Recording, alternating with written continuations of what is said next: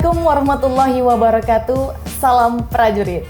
Hai sahabat muda, kembali lagi bersama di podcast Baladika Jaya, ruang inspiratif dan informasi terkini tentang TNI Angkatan Darat.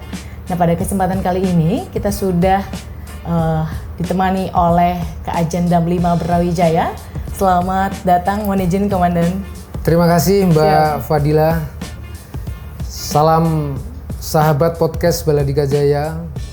Saya Kak Ajendam 5 Brawijaya, Kolonel CAJ Paham Priyono. Ajendam 5 Brawijaya itu salah satu badan pelaksana Kodam yang membantu tugas Pangdam dalam hal penyelenggaraan administrasi, baik itu administrasi personil, administrasi umum maupun kesejahteraan moral. Nah, kali ini kita akan membahas terkait masalah rekrutmen prajurit. Itu adalah bagian dari administrasi personil. Ya, jadi administrasi personil itu mencakup adalah penyediaan tenaga, kemudian administrasi pendidikan, administrasi penggunaan, administrasi perawatan, dan pemisahan. Nah, terkait rekrutmen prajurit itu adalah masuk dalam administrasi personil, baik itu penyediaan prajurit maupun penyediaan PNS.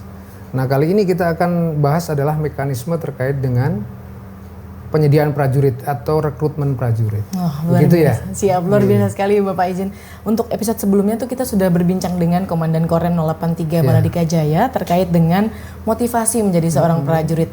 Nah, pada kali ini teman-teman jangan sampai kelewatan, untuk episode kali ini kita akan membahas tentang rekrutmen TNI Angkatan Darat. Benar sekali Bapak? Iya. Siap. Boleh sedikit dijelaskan nih Pak, bagaimana sebenarnya tahap-tahapan pendaftaran TNI Angkatan Darat sendiri? Ya, baik ya. Untuk pendaftaran untuk menjadi prajurit TNI Angkatan Darat itu ada beberapa tahapan.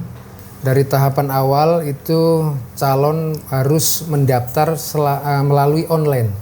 Karena online ini wajib hukumnya. Jadi kalau tidak mendaftar online itu tidak akan bisa untuk mengikuti tahapan berikutnya.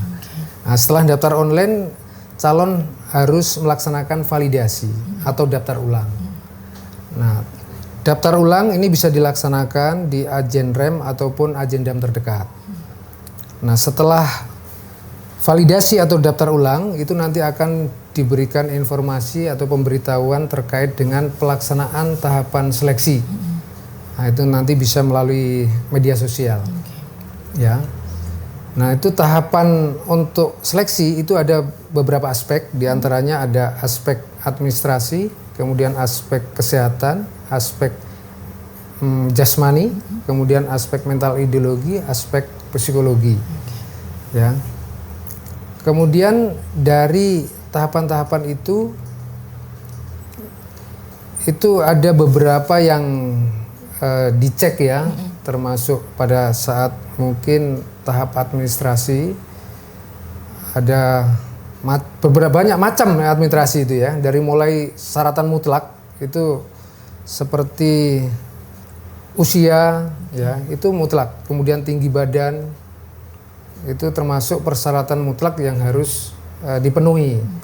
Ya, kalau saat ini memang ada beberapa perubahan terkait dengan usia, dari mulai batas minimal itu 17 tahun 10 bulan. Siap, ya, benar. 17 tahun 10 bulan. Itu memang untuk perubahan saat ini. Batas minimal usia, kemudian batas maksimal usia tidak lebih dari 24 tahun. Itu berlaku baik untuk pendaftaran Bintara maupun Tamtama. Kemudian untuk tinggi badan itu untuk Bintara itu tingginya tidak kurang dari 163 cm untuk Bintara. Kemudian untuk Tamtama tidak kurang dari 158 cm. Nah, itu persyaratan mutlak yang harus dipenuhi. Baik. Belum persyaratan-persyaratan administrasi yang lain yang masih banyak. Mungkin diantaranya ada ya tidak boleh bertato atau bertinde, maupun bekas tato maupun bekas tinde itu juga tidak boleh. Ya, termasuk ijazah. Ijazah itu kalau pendaftaran Caba itu juga harus ada nilai batas minimal. Oke. Ya. Nilai batas minimal yang harus dipenuhi dari lulusan tahun berapa itu ada berbeda-beda. Ya. Mungkin bisa kita jelaskan ya. Siap. Terkait nilai anak. Contoh misalkan untuk lulusan SMA, MA atau SMK tahun 2020 itu tidak kurang dari 65 ya. Untuk materi bahasa Indonesia, bahasa Inggris dan matematika. Kemudian untuk lulusan tahun 2021 dan 2022 itu mata pelajaran bahasa Indonesia, bahasa Inggris dan matematika rata-rata harus 68. Kemudian untuk lulusan tahun 2023 sampai dengan 2025 itu rata-rata harus 70 ya. Baik. Ini untuk persyaratan terkait nilai untuk pendaftaran Caba. Kalau Tamtama tidak perlu. Siap. Ya. Ini khusus untuk Caba.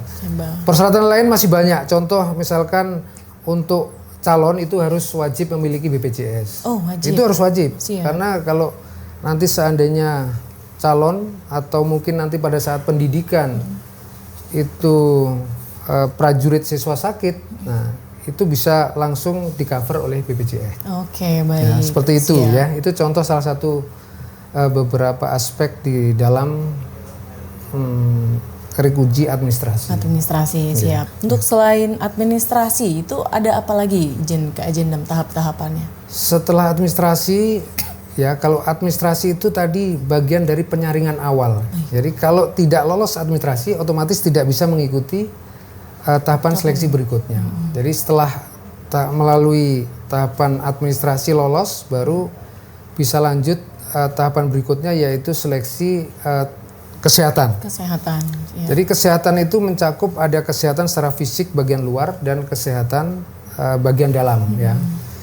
Bagian luar itu dari mulai kesehatan telinga, hidung, tenggorokan, ya. Siap.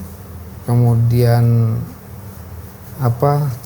terkait bedah, macam-macam lah ya. Siap. Secara fisik luar gigi dan lain sebagainya. Kalau dalam bisa jantung dan lain sebagainya. Nah itu adalah aspek kesehatan, ya. Kemudian setelah kesehatan itu akan setelah lolos ya akan mengikuti tahapan berikutnya yaitu jasmani. Jasmani. Jasmani banyak aspeknya, diantaranya adalah seleksi kesemaptaan A dan B. A itu adalah lari 12 menit, kemudian kalau B itu mencakup pull up ya, push up, sit up dan sateran. Ya. Kemudian ditambah dengan ketangkasan renang. Ya. Itu sudah ada tabelnya, kategori yang memenuhi syarat dan tidak. Nanti itu akan lebih detailnya di aspek jasmani ya. Baik. Nah, untuk saat ini ya seleksi Caba itu yang diujikan ya hanya 3 itu tadi. Hanya 3. Di tingkat Panda khususnya ya. Di tingkat Panda itu ya hanya administrasi, kesehatan dan jasmani. Nah, setelah lolos 3-3-nya ini ya baru nanti akan dilaksanakan sidang tingkat Panda. Ya, pantokir tingkat Panda. Pantokir itu penentuan panitia penentuan akhir ya. Untuk menentukan calon ini bisa lanjut ke tingkat pusat atau tidak. Dari hasil nilai 3 aspek tadi. Gitu. Itu untuk Caba, tapi untuk Tamtama beda lagi. Kalau Tamtama itu hanya seleksi administrasi dan kesehatan. Baik. Di tingkat Panda. Siap. Ya. Dan itu pun tidak ada sistem gugur. Jadi langsung data dikirim ke pusat, nanti tinggal menunggu panggilan dari pusat untuk bisa mengikuti seleksi di tingkat pusat. Jadi beda dengan Caba. Kalau Caba itu ada pantokir di tingkat Panda, tapi kalau Tamtama tidak ada. Langsung. Sehingga langsung data dikirim ke tingkat ke pusat. Nanti pemanggilan untuk bisa ikut seleksi di tingkat pusat itu berdasarkan panggilan dari tingkat pusat. Jadi tidak ada sidang di tingkat Panda. Baik, gitu. siap. Setelah dari jasmani itu apa lagi Pak tahapannya? Setelah dari jasmani, nanti seandainya calon itu lanjut ke tingkat pusat, nanti aspek yang lain itu akan diujikan di tingkat pusat. Oh, ya. di tingkat pusat. Siap. Di tingkat pusat itu nanti akan diujikan secara keseluruhan, termasuk dari aspek yang sudah diujikan di daerah atau di tingkat Panda. Diulang kembali. Diulang kembali. Jadi di Siap. tingkat pusat nanti untuk sahabat dari yang tadi 3 aspek ya, administrasi, kesehatan, jasmani itu diujikan lagi di tingkat pusat. Ditambah dengan aspek lain ya, ada aspek mental ideologi. Ya, aspek mental ideologi itu ya terkait dengan wawasan kebangsaan ya. Terus kemudian setelah mental ideologi ada aspek psikologi. Psikologi. Ya, psikologi tentang terkait intelektual, potensi dan motivasi ya. Siap.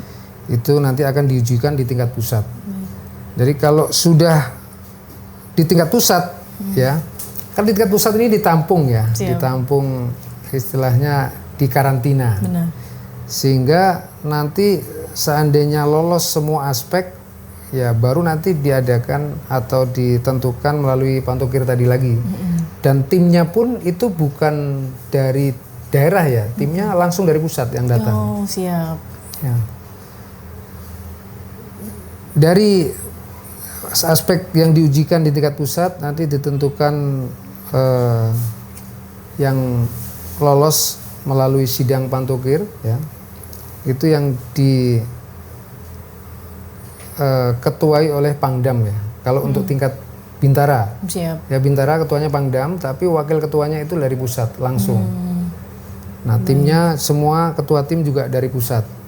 Nah nanti begitu diadakan pemilihan secara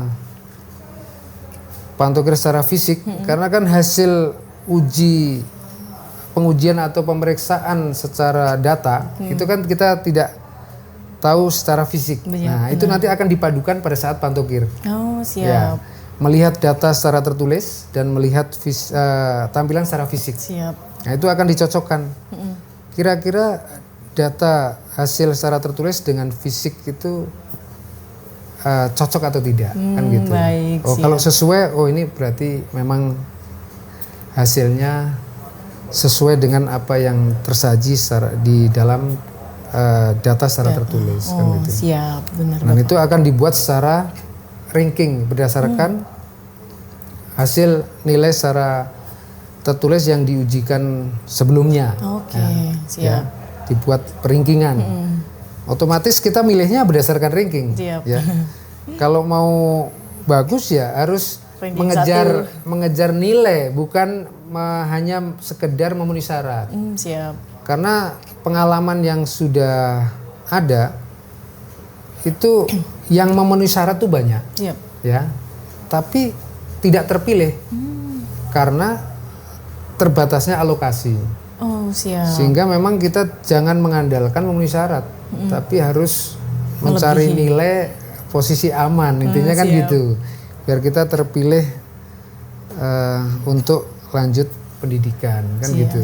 Kalau bisa lebih dari persyaratannya itu ya, Pak. Iya betul. Siap. Jadi harus cari, karena kan namanya kita seleksi pasti ada kompetisi. Siap, benar.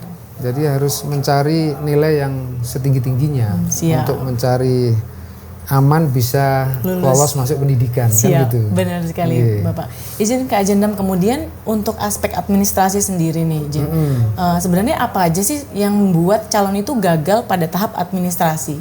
Contoh-contohnya seperti apa saja? Ya, baik ya. Kalau untuk aspek administrasi, ya banyak yang sering terjadi kegagalan. Itu memang seperti tadi yang saya sampaikan, aspek yang mutlak itu seperti tinggi badan, ya, kemudian usia. Itu kan mutlak. Selain yang 2 aspek itu, ada beberapa aspek juga yang memang dapat menggagalkan calon. Misalkan administrasi secara dokumen itu tidak lengkap. Misalkan ijazah. Baik. Kalau calon tidak bisa menyajikan ijazah asli, itu bisa saja tidak bisa lanjut atau istilahnya, atau dalam arti gagal. Karena misalkan contoh pada saat daftar validasi kemudian seleksi di aspek administrasi yang bersangkutan belum bisa menunjukkan, itu masih kita kasih kesempatan. Biasanya kita kasih kesempatan sebelum pelaksanaan pantukir bisa dilengkapi. Tapi ternyata dari waktu yang ditentukan itu tidak bisa melengkapi, itu bisa gagal. Karena kan kita butuh data otentik. Benar, siap. Ya, yang ini itu berlaku bukan hanya ijazah, mungkin termasuk dokumen yang lain ya. Seperti mungkin KK, KTP. Baik. Kemudian ya persyaratan yang lain seperti tadi BPJS dan lain sebagainya. Siap, benar sekali Bapak. Nah, kemudian masuk ke tahap psikologi nih Bapak. Ini biasanya teman-teman adik-adik kita nih bingung nih. Sebenarnya apa aja sih yang diujikan pada saat tahapan psikologi ini, Jin? Ya, ini psikologi juga sebenarnya seringkali banyak menggagalkan calon prajurit ya. Karena psikologi pada dasarnya basicnya itu adalah kebiasaan pola hidup calon itu sendiri ya. Karena itu bisa dilihat dari keseharian, itu dari konsistensi mungkin rutinitas kegiatan sehari-hari. Ya. Kemudian diuji juga dengan kecerdasan, kemudian kepribadian ya, dan emosi dari calon itu seperti apa. Itu nanti akan diuji dengan beberapa baterai istilahnya ya, baterai yang diujikan ya, itu yang nanti lebih tahu persis secara teknis itu adalah tim psikologi ya. Tapi diantaranya itu ya, bagaimana dari psikologi itu dinilai dari konsistensi, kecerdasan, kemudian kepribadian dan emosi. Jadi istilahnya itu natural ya, tidak dibuat-buat. Jadi itu makanya itu akan terlihat dari sejak dini sebenarnya. Ya, sejak dini bagaimana kebiasaan calon itu dalam menjalani pola hidup sehari-hari. Berarti dari segi psikologi ini sebenarnya tidak bisa dipelajari ya Pak ya? Ya kalau sebenarnya seperti itu, karena kalau kadang ya ini mohon maaf ini karena bukan ranah kita ya. Cuma kadang kita sharing dengan teman-teman dari psikologi. Kadang justru kalau psikologi diarahkan itu malah akan merusak. Karena kan itu bertentangan dengan diri sendiri. Iya, kepribadian calon itu sendiri. Siap. Nah, itu kalau ini ya mungkin nanti bisa di sharing dengan teman-teman juga yang dari tim psikologi lah. Siap. Baik Bapak. Izin. Untuk selanjutnya ini ada momok paling menakutkan nih untuk teman-teman yang daftar, itu adalah jasmani. Siap. Ya. Sebenarnya apa sih Pak yang harus kita persiapkan terlebih dahulu sebelum kita mengikuti pelaksanaan tes jasmani ini? Ya. Untuk jasmani ya, itu sebenarnya kalau menurut saya justru aspek yang paling mudah. Siap. Ya. Karena itu kelihatan, kan gitu. Benar. Karena secara fisik kelihatan. Jadi bisa dilatih. Kalau yang lain itu kan tidak nampak. Tapi kalau jas ini sangat nampak. Jadi bisa dilatih, dipersiapkan ya secara fisik dari memang sejak awal ya, sejak awal. Kalau memang kita memiliki niat, itu tentunya harus dibarengi dengan tekad dan kemauan yang kuat. Benar. Sehingga kita bisa berlatih. Misalkan contoh kalau lari ya kita harus latihan lari, kan gitu. Kemudian latihan pull up, materi pull up, sit up, Sutherland dan lain-lain itu kan bisa dilatih. Latihkan, ya. Benar. Dan itu sekarang banyak kok istilahnya yang membuka pembinaan. Ya, benar. Ya, pembinaan untuk latihan masuk TNI maupun kedinasan yang lain. Banyak ya. Jadi itu menurut saya aspek yang paling mudah dan paling gampang kita latih, kita persiapkan. Tapi pelaksanaan ini paling susah ini Pak sebenarnya. Ya paling susah atau enggak itu sebenarnya tergantung dari diri kita ya. Benar. Nah ini yang kadang menjadi dilema itu memang ini apa itu justru dari keluarga kita ya yang tahu tentang ini ya, tentang mekanisme ini itu justru kadang yang kurang mempersiapkan diri secara maksimal dan tidak mau mengkontrol istilahnya persiapannya. Kadang kebanyakan begitu.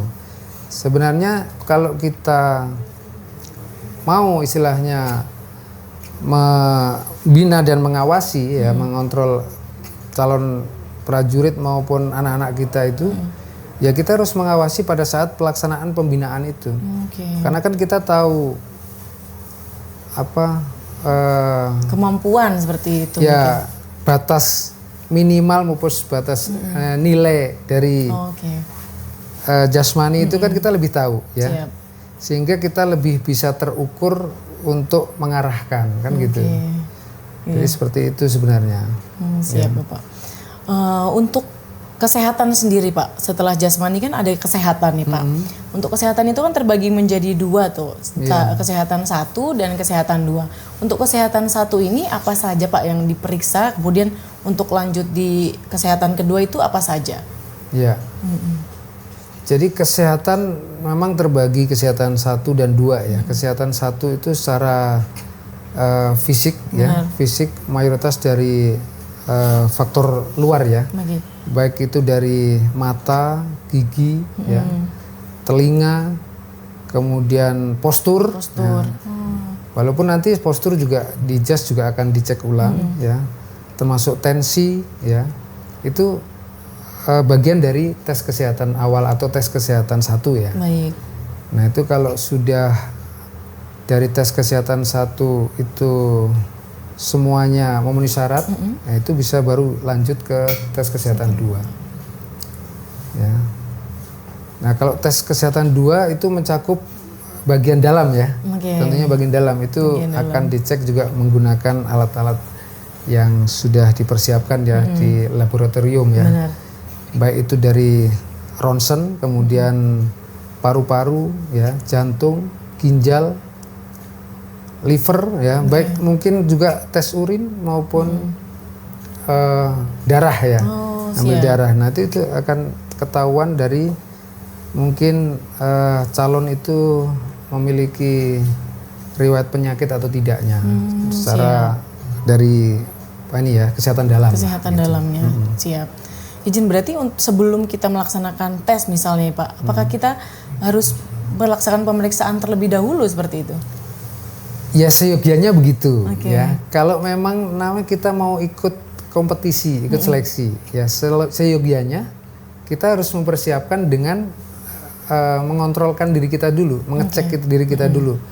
Diri kita itu betul-betul siap atau betul sehat atau tidak. Kan sekarang sudah banyak ya, banyak istilahnya medical check up ya, check up keseluruhan itu sudah banyak, tapi kita sarankan kalau check up itu mungkin lebih baiknya ke kesdam ya, karena ya maksudnya kesdam itu mungkin di rumkitnya ya, di rumkitnya, rumkit ya institusi TNI Angkatan Darat, karena memang nanti yang menguji juga mereka. Soalnya kadang nanti dikhawatirkan standarnya itu berbeda, sehingga kita perlu check up langsung di tempat nanti yang akan melaksanakan pemeriksaan maupun pengujian khususnya di aspek kesehatan. Mungkin biar lebih jelas lagi gitu ya Pak ya, apa-apa saja nanti juga yang akan diperiksa. Iya betul, sehingga kita kalau nanti mungkin setelah melaksanakan check up itu ada kekurangan atau ditemukan catatan, itu bisa langsung dikonsultasikan kepada dokter spesialis yang ada di situ. Jadi seperti itu. Maksudnya. Berarti bisa langsung ditindaklanjuti itu ya Pak ya? Betul, itu tujuannya. Jadi seperti itu, sehingga kita memang betul-betul siap dalam menghadapi pelaksanaan seleksi ya, khususnya di kesehatan. Siap. Untuk setelah itu kan ada juga nih Pak, psikologi. Psikologi tadi sudah, kembali lagi ke mental ideologi ini sebenarnya tidak banyak yang tahu Pak. Banyak dari teman-teman kita nih yang mungkin meremehkan tentang tes mental ideologi ini. Sebenarnya kalau mental ideologi ini apa sih Pak yang sebenarnya harus kita persiapkan? Mental ideologi memang kadang banyak diabaikan ya. Itu padahal salah satu aspek penting ya. Apalagi di zaman era sekarang. Benar. Yang sekarang terjadi ya, di era sekarang ini, di era Gen Z ini ya, banyak yang gagal di aspek mental ideologi itu karena terkait dengan medsos. Nah, karena nanti di dalam aspek mental ideologi itu akan dilihat rekam jejak media sosialnya. Oh, oke. Iya. Jadi dilihat juga, Pak. Betul, itu akan dicek ya, akan dilihat dari akunnya. Mungkin dari ya calon itu memiliki akun WhatsApp, mungkin Instagram, mungkin TikTok ya, dan lain-lain. Itu akan dilihat bagaimana rekam media sosialnya itu. Kalau seandainya memang ada hal-hal yang mungkin janggal atau tidak sesuai dengan yang diharapkan, mungkin menyimpang dari yang kita inginkan, ya itu bisa menggagalkan untuk di aspek mental ideologi. Oh, siap. Ya, jadi banyak hal sekarang mental ideologi fokusnya sekarang ke situ. Ya. Makanya saya himbau harus hati-hati dalam bermedsos lah. Karena itu sangat berpengaruh dalam nanti mengikuti seleksi untuk menjadi prajurit TNI, khususnya di aspek mental ideologi. Siap. Ya, di luar aspek-aspek yang lain ya, mungkin tentang kejuangan, ideologi dan lain-lain, itu mutlak istilahnya. Intinya ya kita harus fokus pada kebijakan-kebijakan pemerintah lah, yang intinya tidak menyimpang dari apa yang digariskan dalam kebijakan pemerintah, kan gitu. Siap. Berarti ini memang benar-benar mencari generasi muda yang ideologi Pancasila banget ya, Pak ya. Betul. Siap. Termasuk yang terkait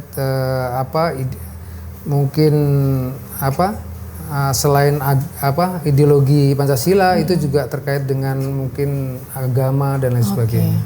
Siap. Ya, intinya tidak fanatik lah gitu. Siap. Ya. Benar sekali, Bapak. Baik, tadi sudah kita bahas tentang aspek administrasi, kemudian jasmani, kesehatan, psikologi dan mental ideologi nih, Pak. Apabila calon ini sudah memenuhi 5 aspek ini, kemudian lanjut pada tahap pantohir, itu apa saja, Pak, sebenarnya yang dilihat dan diteskan pada saat pantohir itu? Pantohir itu kan panitia penentuan akhir ya. Baik. Dalam panitia itu ya semua tim ya atau ya semua tim ini kan proses seleksi ini kan satu tim ya. Siap. Semua tim itu nanti akan berkumpul untuk menentukan calon yang berhak lolos dan mengikuti pendidikan. Nah, di situ nanti akan dilihat dari hasil pemeriksaan dan pengujian dari semua aspek yang diujikan tadi, dari mulai tadi administrasi, kesehatan jasmani, mental ideologi, psikologi, itu nanti akan dihimpun jadi satu buku sidang namanya, ya buku sidang. Itu nanti akan dibuat suatu peringkingan, ya peringkingan dari hasil pemeriksaan dan pengujian dari semua aspek tadi. Nah, nanti disitulah akan dipilih, ya berdasarkan data secara tertulis yang sudah dibuat peringkingan dengan tampilan secara fisik. Calonnya itu tadi, ya kira-kira antara data dengan tampilan fisik ini sudah sinkron atau belum? Bisa jadi mungkin nilainya secara tertulis bagus, tapi tampilan secara fisiknya mungkin ada kekurangan. Nah itu bisa juga mungkin dipertimbangkan lah kan gitu. Sebaliknya mungkin juga begitu, tampilan secara ini bagus, mungkin hanya ada kekurangan yang tidak terlalu fatal, ya mungkin juga bisa jadi pertimbangan. Animo masyarakat yang sudah mengikuti tahapan seleksi ini berapa banyak sih, Pak, sebenarnya? Kalau saat ini yang sudah mendaftar baik itu Caba maupun Tamtama cukup banyak animonya. Sudah di atas 10.000 ya animonya. Animonya sudah di atas 10.000. Sebenarnya kalau dihadapkan dengan alokasi itu mungkin sudah melebihi dari rasio dari untuk yang ikut seleksi. Dihadapkan dengan alokasi ya. Kalau alokasi untuk di tingkat Kodam ini belum ditentukan. Tapi alokasi secara nasional itu sudah ada. Ya Caba itu kurang lebih 5.980. Kalau Tamtama kurang lebih 21.980. Itu alokasi secara nasional. Tapi kalau alokasi secara Panda di Kodam itu belum, sampai sekarang belum ditentukan. Tapi kalau dihadapkan dengan animo, kita sudah cukup besar lah. Animo di wilayah Jawa Timur. Sehingga ini perlu kita seleksi secara selektif lah ya, selektif dan objektif lah kan gitu. Benar. Jangan sampai kita salah pilih untuk generasi penerus di TNI Angkatan Darat nantinya. Iya, benar sekali Bapak. Kalau boleh tahu nih Pak, untuk daftar pelaksanaannya itu kapan saja Pak? Pendaftaran baik Bintara maupun Tamtama. Untuk Bintara ini sudah masuk tahapan seleksi ya di tingkat Panda. Baik itu seleksi di aspek administrasi, kesehatan maupun jasmani. Ini sedang berjalan. Baik. Sedang berjalan dan nanti secara simultan juga akan berlanjut nanti sampai di tingkat pusat dan pada akhirnya nanti akan dibuka itu pada tanggal 13 November. 13 November itu pembukaan untuk Caba. Ya, kemudian untuk Tamtama nanti mulai tanggal 1 kemarin ya. Ini juga sudah mulai seleksi di tingkat Panda. Ya. Jadi ini hampir bersamaan memang waktunya. Iya, benar sekali. Hampir bersamaan waktunya. Tapi untuk pembukaan pendidikannya itu berbeda. Nanti untuk Tamtama rencana dibuka tanggal 11 Desember. Ya. Siap. Untuk animo Bintara dan Tamtamanya ini banyak, sangat luar biasa mungkin di Kodam 5 ini ya Pak. Ya, seperti yang saya sampaikan tadi. Kalau totalnya dari Bintara Tamtama tadi kurang lebih udah di atas 10.000. Ya, di atas 10.000 itu untuk Bintara Tamtama. Baik. Nah, itu kan baru di Kodam 5 saja. Ya kan? Belum nanti di kodam-kodam yang lain. Dihadapkan dengan alokasi pasti akan jauh lah di atas ini alokasi yang ditentukan, sehingga kita harus selektif betul dalam menyaring untuk mencari calon-calon yang terbaik lah. Siap. Baik Bapak, kalau misalkan calon ini dinyatakan lulus Pak, berarti kan langsung mengikuti pendidikan. Nah apabila mungkin nanti ada calon yang dinyatakan tidak lulus, itu apakah akan diberikan keterangan nih Pak? Lulusnya, tidak lulusnya di sebelah mana, atau kekurangannya di mana, itu gimana Pak? Ya, betul sekali. Itu wajib ya. Wajib kita memberitahu kepada calon apabila selesai melaksanakan pemeriksaan ya. Baik yang lulus maupun tidak. Jadi yang tidak lulus itu nanti akan diberikan surat pemberitahuan. Ya, nanti dari dalam surat pemberitahuan itu akan dicantumkan dari aspek administrasi, misalkan memenuhi syarat, aspek kesehatan, kemudian jasmani, MI, kemudian psikologi, itu akan dicantumkan semua di dalam surat pemberitahuan. Siap. Ya, baik di daerah maupun di tingkat pusat ya. Kalau di daerah mungkin kalau tahapannya baru beberapa aspek seperti tadi 3 ya, mungkin nanti disampaikannya dari 3 aspek. Tapi nanti misalkan salah satu aspek ada yang tidak memenuhi syarat, nanti akan dicantumkan di situ. Misalkan contoh aspek administrasi tidak memenuhi syarat karena tinggi badan kurang, misalkan itu ada tertulis di situ. Ya, nanti disebutkan mungkin tingginya berapa, seharusnya berapa. Nah, itu disebutkan. Seperti itu. Termasuk aspek-aspek yang lain. Itu wajib ya, wajib disampaikan.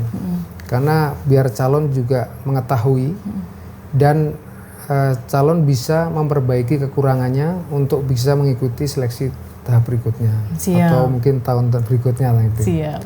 Luar biasa sekali Bapak Kak Ajendam. Ini informasi yang sangat luar biasa, jelas dan detail. Semoga nanti teman-teman juga bisa sambil melihat podcast ini sembari juga ikut mendaftar prajurit TNI Angkatan Darat. Baik Bapak, mungkin ada sedikit pesan-pesan nih untuk adik-adik kita yang saat ini sedang melaksanakan pendaftaran TNI Angkatan Darat. Oke. Pesan saya pada adik-adik calon prajurit TNI ya. Siapkan diri Anda dengan baik ya, baik itu mulai aspek administrasi, kesehatan, jasmani, mental ideologi maupun psikologi. Dan yakin ya, percaya diri, dan perlu saya sampaikan bahwa selama proses seleksi itu tidak dipungut biaya sepeser pun ya, alias gratis ya. Itu yang perlu mungkin diketahui oleh seluruh calon. Jadi selama proses seleksi baik dari mulai pendaftaran secara online, kemudian validasi sampai dengan tahapan seleksi, mulai administrasi, ya, kesehatan, jasmani, mental ideologi, psikologi itu semuanya gratis.